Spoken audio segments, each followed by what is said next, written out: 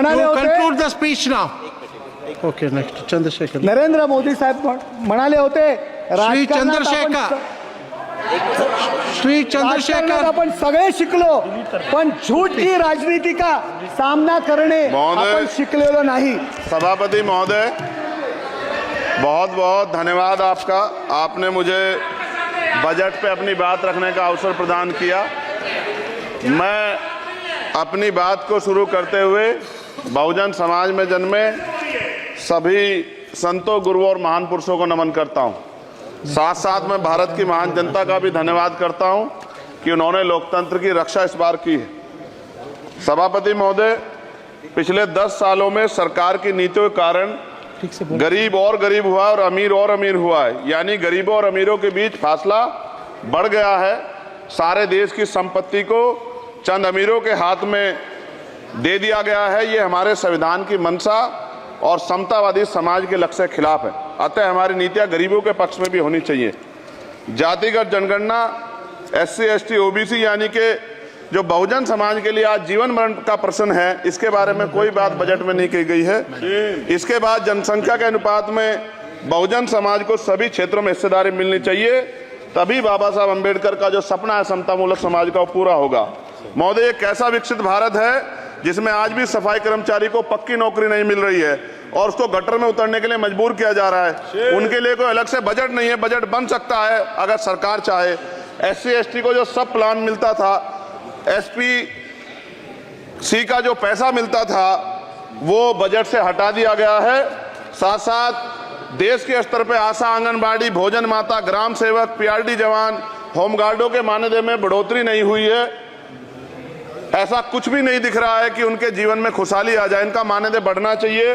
विधवा, वृद्धा, विकलांग पेंशन प्रत्येक महीने 500 रुपए से बढ़ाकर 5000 रुपए की जानी चाहिए, क्योंकि महंगाई बढ़ रही है।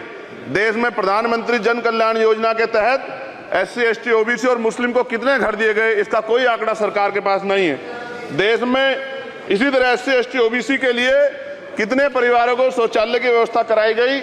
आज भी सिद्धार्थनगर जैसे जिले और तमाम जिले जो है, वहां शौचालय की व्यवस्था नहीं है। इस पे ध्यान देना चाहिए। देश भर में SC, ST, OBC के जो रिक्त पद पड़े हुए हैं, बैकलॉग भरना चाहिए।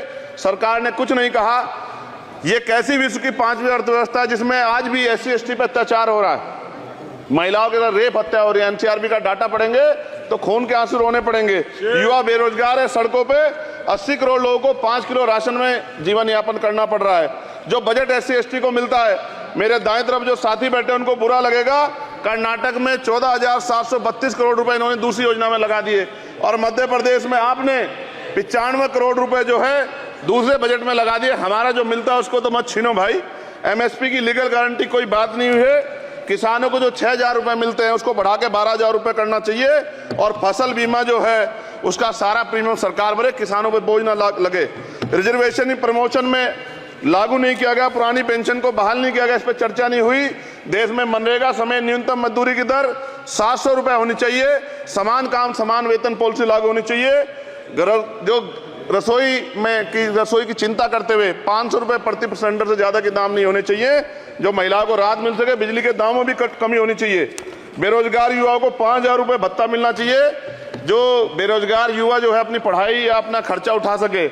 मैं अपने क्षेत्र के विषय में महोदय आपसे कहना चाहता हूं कि पश्चिम यूपी में नगीना में एक एम्स बनना चाहिए, एक IIT बननी चाहिए, एक IIM बनना चाहिए। नगीना लोकसभा में उद्योग धंधे लगने चाहिए। नगीना की कताई मिल जो है उसको पुनः शुरू कराना चाहिए। RRTC जो योजना है सरकार की, उसको मेरठ से आगे बढ़ाकर मुजफ्फरनगर, सहारनपुर से नजीबाबाद, नगीना होते हुए उसको नगीना तक ले जाना चाहिए। साथ साथ नजीबाबाद से मुंबई के लिए एक ट्रेन चलनी चाहिए और नगीना, श्योरा, किरतपुर में रेलवे के ओवरब्रिज बनने चाहिए।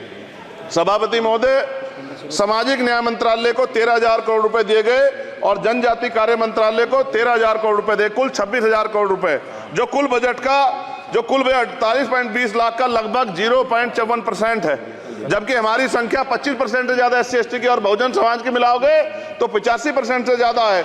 और हमारे विकास के लिए सरकार 1% पैसा खर्च कर रही है, जो मिलना हमें चाहिए, जबकि मिलना हमें 25% चाहिए। ये ऊंट के मुंह में जीरा के समान है, कहावत हमने बहुत दिन सुनी थी। पिछले लंबे समय से हमारे साथ धोखा हो रहा है। लेकिन अब ये नहीं चलेगा। चंद लोगों की तराजू से देश के संसाधन नहीं बटेंगे। इस देश का बहुजन समाज बर्दाश्त नहीं करेगा। संसाधन का बंटवारा संख्या के आधार पे होगा। माननीय काशीराम साहब नारा लगाए थे, ना तो वोट हमारा राज तुम्हारा चलेगा, और आज हम कह रहे हैं ना ही वोट हमारा और नोट तुम्हारा चलेगा। इस बात का भी ध्यान जो है सरकारों को देना पड़ेगा। आपके माध्यम से सरकार से मेरी एक मांग है, सरकार इस योजना का लाभ भी अपने आप ले ले, श्रेय भी ले ले कि 1 लाख रुपए सालाना बहुजन समाज के अत्यंत गरीब परिवारों को दे। 10 लाख करोड़ रुपए खर्च होंगे, लेकिन इस 1 लाख रुपए की योजना से एक झटके से एक परिवार गरीबी की रेखा से ऊपर आएगा और इनके बच्चों को कुपोषण खत्म होगा, अच्छी शिक्षा मिलेगी, महिलाओं को सम्मानजनक जीवन मिलेगा और इससे वास्तव में सबका साथ सबका विकास का नारा सार्थक होगा। अगर प्रश्न ये होगा कहां से आएगा, तो उसका जवाब ये है कि जब अमीरों का 16 लाख करोड़ रुपए माफ हो सकता है, कॉर्पोरेट टैक्स का घटाकर लाखों करोड़ रुपए का चूना सरकारी खजाने को लगाया जा सकता है, पेट्रोल डीजल के दाम 10 गुना एक्साइज ड्यूटी बढ़ाई जा सकती है, तो गरीबों को सरकार पैसा क्यों नहीं दे सकती। महोदय, समय आ गया है, अब निजी क्षेत्रों में आरक्षण की व्यवस्था होनी चाहिए। SC ST OBC को निजी क्षेत्रों में आरक्षण मिलना चाहिए। और मेरी आपसे ये भी मांग है, क्योंकि अब समय की मांग है और देश तेजी से आगे बढ़ रहा है, तो मैं कहूंगा कि सरकार का जो सबका साथ सबका विकास का नारा लगभग वो असत्य महसूस होता है, क्योंकि अल्पसंख्यकों में मुसलमानों, जैनों, सिखों, बुद्धिस्टों के लिए कुछ दिख नहीं रहा, उनकी कल्याण कोई योजना नहीं है। मदरसों को जो बजट मिलता था वो कम कर दिया गया है। आर्थिक तंगी से लोग मर रहे हैं। इंटर्नशिप की बात हुई है, परमानेंट रोजगार नहीं है। और दिल्ली में क्या हुआ बच्चों के साथ कल, उनकी सुरक्षा की जिम्मेदारी क्या है? वो आए तो बनने थे IAS IPS और बन क्या गए, लाशें बन के गए। यहाँ से कोई ध्यान नहीं दे रहा है, किसी की नजर नहीं है। साथ साथ मैं आपसे ये भी आग्रह करूंगा कि हम ग्रामीण क्षेत्रों से आए लोग देश से बड़ा प्रेम करते हैं और हम ये महसूस करते हैं कि सरकारें हमें सुनेंगी, सरकारें हमारे बारे में सोचेंगी। लेकिन ऐसा महसूस हो जाता है आज़ादी के 75 साल बाद, और जिसको अमृत काल कहा जा रहा है, आज भी SC ST OBC के लोगों पर अत्याचार हो रहा है। अभी 2 दिन पहले गोली से उड़ा दिया गया गाजियाबाद में, और राजस्थान में गर्दन काट दी गई। ये घटनाएं देख कर डर लगता है, घर से निकलते हुए भी कि आने घर वापस लौटेंगे नहीं लौटेंगे। तो मेरा सरकार से आग्रह है, अगर आज़ादी के 75 साल बाद भी हमारी हत्या हो रही है, तो हमारी मां को भी दर्द हुआ होगा जब उसने हमें पैदा किया हो। हमारी बहनों को भी हमारे खोने का दर्द होता होगा। कैसी कानून व्यवस्था है आपकी, सब कुछ है आपके पास, फिर भी जो है महिलाओं पर रेप नहीं रोक पा रहे हो, हत्याएं नहीं रोक पा रहे हो, गरीबों, दलितों, पिछड़ों, किसानों, मजदूरों की जान नहीं बचा पा रहे हो। किसान सुसाइड कर रहा है, नौजवान सुसाइड कर रहा है, और बड़ी बड़ी बातें होती हैं, इधर भी अच्छे लोग हैं, इधर भी अच्छे लोग हैं, लेकिन अच्छाई तब होगी जब जमीन पे भी कुछ काम दिखाई देगा। और जमीन पे महोदय कोई काम दिखाई नहीं दे रहा है। जब कोई योजना की बात आती है तो सरकार हमसे मुंह मोड़ लेती है। आप बताइए, एजुकेशन का बजट कम कर दिया, हेल्थ का बजट कम कर दिया। मैं अपने क्षेत्र में गया तो आप विश्वास कीजिए, डॉक्टर नहीं है, स्कूल में मास्टर नहीं है, और कोई भर्ती ऐसी नहीं जिसका पेपर लीक नहीं होता है। तो देश किस तरफ जा रहा है और इसमें नौजवानों का भविष्य क्या है, इसके बारे में हमें चिंता करनी चाहिए। और अंत में अपनी बात को खत्म करते हुए मेरा आपसे आग्रह और आपके माध्यम सरकार से आग्रह है कि यहाँ बाहर बाबा साहब अम्बेडकर की मूर्ति लगी हुई थी एक, वो करोड़ों लोगों की आस्था से जुड़ा विषय है, और आप विश्वास करो इतना गुस्सा है उसको लेके।